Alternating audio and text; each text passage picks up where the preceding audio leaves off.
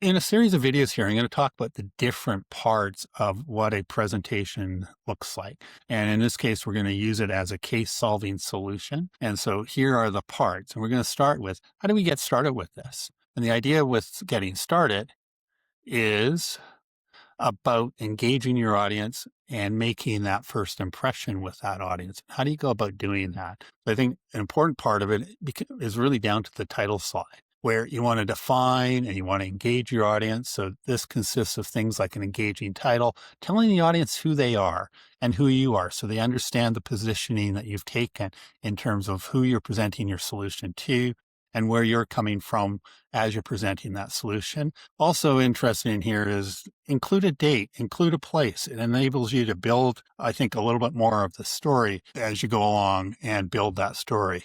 In order to engage that audience, I think it's relevant to really show a connection to the organization, the product, the service, the situation. And you can do that in a variety of different ways through personal connections, emotional connections, answering a key question.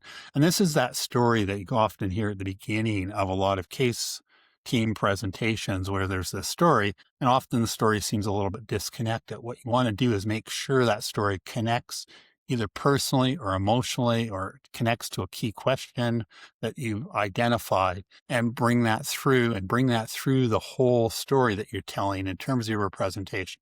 And remember, it's important at the end to circle back to that, to reconnect to that personally or emotionally or back to that question that you felt was key at the beginning of it. And it completes that circle of the story as you go along. We start off with the idea of using an executive summary.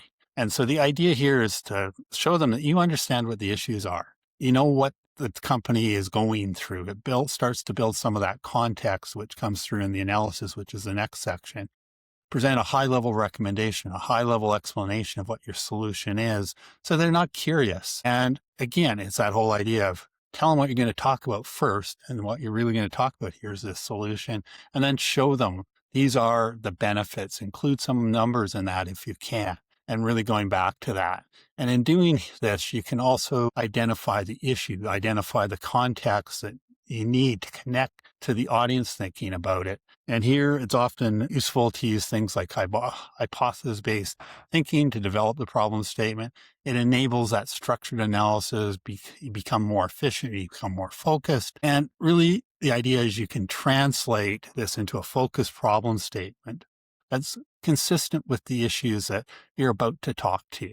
And in this case here, they've included in their executive summary and the little example at the bottom. You can also do this in a separate slide. It really comes down to personal style and the way that you're sort of going to build the brand of your presentation that you're going to give.